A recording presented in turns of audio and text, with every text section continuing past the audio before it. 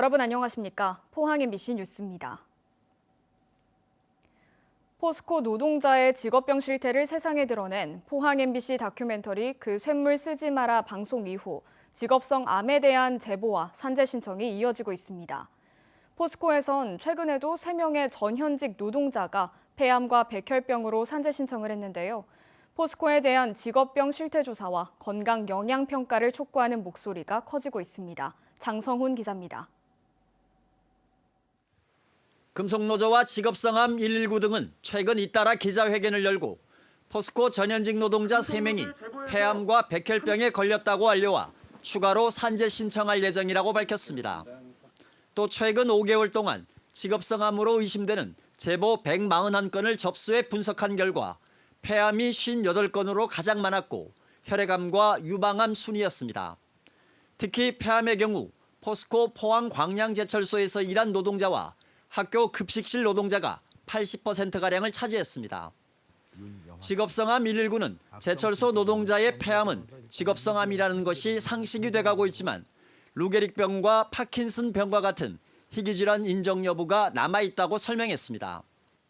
또 우리나라의 직업성암 비율은 0.06%로 세계 평균의 66분의 1 수준에 불과하다며 직업성암에 대한 산재 관리가 용이하도록 관련 법률을 개선해야 한다고 주장했습니다. 근데 지금 현재로서는 1년에 우리가 직업성으로 인정된 사람, 직업성 암으로 인정된 사람이 한 150명 정도 됩니다. 그러면 영국의 통계를 기준으로 한다 그러면 지금보다 한 최소 10배 이상은 늘어나야 돼요. 그러면 1년에 거의 한 1,500명. 한편 금속노조는 포스코에 대한 직업병 실태조사와 건강영양평가를 노동부에 촉구하는 한편 안전보건공단에서 실시하는 포스코 직업성암 역학조사 과정에 노조의 참여를 보장하라고 요구했습니다. MBC 뉴스 장성훈입니다. 국회 보건복지위원회 서정숙 국회의원이 건강보험심사평가원에서 받은 자료를 보면 경북 지역 청송과 봉화, 영양, 울릉 등 4개 군의 산부인과와 소아청소년과 병의원이 한 곳도 없었습니다. 성주와 군위 고령군에는 소아청소년과는 있지만 산부인과가 없고 의성과 영덕, 청도, 예천, 울진에는 산부인과가 한 곳이었습니다. 그리고 경북 23개 시군의 산부인과는 모두 88곳, 전문의는 110명이었습니다.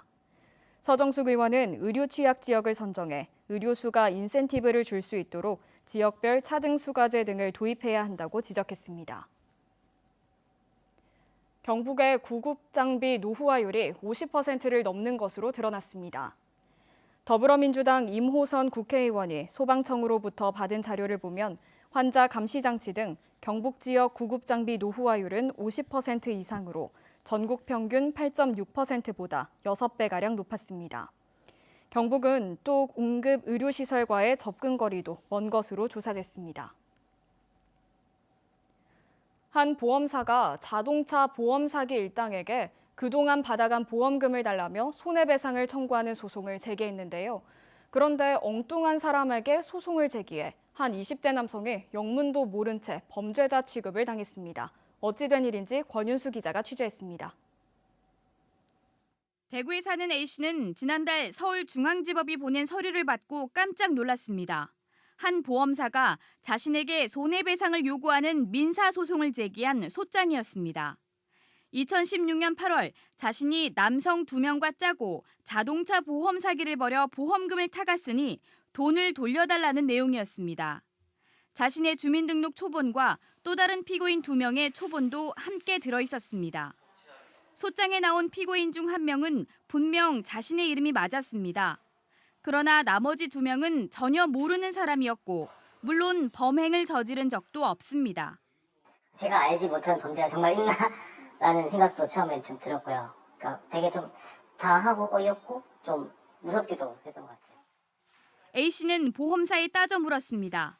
보험사는 처음엔 법원이 서류를 잘못 보낸 것이라며 법원으로 책임을 떠넘겼습니다. 법원은 보험사가 떼준 서류를 보내기만 했다며 다시 책임을 보험사로 넘겼습니다. 수차례 항의 끝에 결국 보험사 잘못이 드러났습니다. 소장과 함께 들어있는 과거 재판 기록, 그러니까 보험 사기에 관한 형사재판 판결문입니다. 2018년 2월 수원지방법원이 내린 판결문에는 사기를 저지른 사람이 96년 10월생 A씨로 나와 있습니다. 그런데 피해자 A씨는 생일 날짜는 같지만 96년이 아닌 94년 10월생입니다. 보험사가 엉뚱하게도 동명이인에게 소송을 제기한 겁니다. 저희가 이거 확인했더니 이게 그 주민번호 오류가 돼가지고 잘못 송달이 된 것 같아요. A씨가 5년 전 단 2주 동안 이 보험사의 여행자 보험에 든 적이 있습니다. 그런데 보험사가 보험 사기와 연관된 동명이인과 A씨를 착각한 것입니다. 결국 보험사는 잘못을 인정하며 소송을 취하했습니다. 그러면서 보험 가입일로부터 8년 동안 개인정보를 보관할 수 있고 소송에 관련 정보를 이용한 건 문제가 없다고 밝혔습니다. 하지만 A씨는 억울한 피해를 입고 큰 충격에서 벗어나지 못하고 있습니다. 소장이 보내진 다른 피고인 2명에게 자신의 개인정보가 담긴 주민등록 초본이 송달돼 불안해하고 있습니다. 초본을 제 동의 없이 함부로 누가 발급받을 때 사실 좀 놀랍기도 했고 더군다나 이 제 개인정보가 범죄자한테 넘어갔다는 사실도 조금 좀 무섭기도 하고.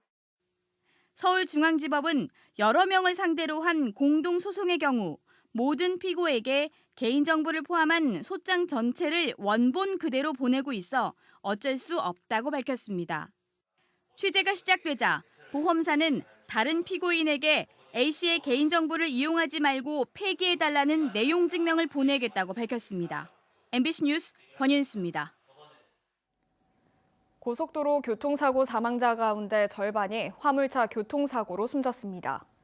더불어민주당 소병훈 의원이 한국도로공사에서 제출받은 자료를 분석한 결과 최근 5년 동안 고속도로 교통사고 사망자 1,035명 가운데 화물차 교통사고 사망자는 522명으로 50.4%였습니다. 노선별로는 중부내륙 고속도로의 교통사고 사망자 109명 가운데 80.7%인 88명의 화물차 교통사고 사망자로 비율이 가장 높았습니다. 지난 8월 대구와 경북 지역의 생산과 소비 모두 줄었습니다. 한국은행 대구경북본부의 실물경제 동향 자료에 따르면 지난 8월 대구와 경북의 제조업 생산은 지난해 같은 달과 비교해 1.4% 감소했습니다. 대형 소매점 판매도 3.8% 줄었으며 승용차 신규 등록 대수도 9% 감소했습니다. 반면 수출은 36.2%, 수입은 60.2% 늘었습니다. 한국은행은 스마트폰 비메모리 반도체 공급이 부족해 생산이 줄었으며 소비가 준 것은 7월 말부터 시작한 코로나19 4차 대유행으로 소비 심리가 위축됐기 때문으로 분석했습니다. 대체 공휴일인 오늘은 찬바람이 불면서 종일 쌀쌀했습니다. 경북 동해안은 내일 오후까지 비가 내리겠습니다. 조주경 기상캐스터입니다. 하루 사이에 공기가 부쩍 차가워졌습니다. 갑작스럽게 기온이 떨어졌기 때문에 체감상 더 쌀쌀하게 느껴지고 있는데요. 어제 31.1도까지 올랐던 경주의 한낮 기온은 오늘 17.5도에 머물면서 어제보다 14도가량 기온이 뚝 떨어졌습니다. 일상으로 돌아가는 내일도 서늘함은 계속되겠고요. 우산도 필요하겠습니다. 현재 동해안을 중심으로는 시간당 5mm 안팎의 비가 내리고 있는데요. 내일 낮까지 비가 이어지겠고 저녁 무렵 그칠 전망입니다. 예상되는 비의 양은 경북 동해안 20에서 많게는 70mm, 울릉도와 독도는 10에서 40mm 정도가 되겠습니다. 이어서 자세한 내일 날씨 보겠습니다. 아침 기온은 15도에서 18도 분포로 오늘과 비슷하게 출발하겠습니다. 한낮 기온은 영덕이 18도, 경주와 울진 19도, 포항이 20도까지 오르면서 낮 기온은 오늘보다 1도에서 4도가량 높겠습니다. 울릉도와 독도에 내려져 있던 강풍특보는 모두 해제됐습니다. 내일 아침 기온 울릉도 14도, 독도 16도로 출발하겠고요. 한낮에는 울릉도 18도, 독도 19도로 오르겠습니다. 동해 중부 먼바다에 내려져 있던 풍랑특보는 조금 전 모두 해제됐습니다. 동해 남부 해상을 중심으로는 계속해서 너울성 파도에 주의하셔야겠고요. 거센 풍랑에도 주의가 필요합니다. 바다의 물결은 중부 해상에서 최고 2.5m, 남부 해상에서 3.5m로 높게 일겠습니다. 수요일까지는 흐린 날씨가 이어지겠고요. 목요일부터는 맑은 하늘이 드러나겠습니다. 반짝 떨어졌던 기온은 차츰 오를 전망입니다.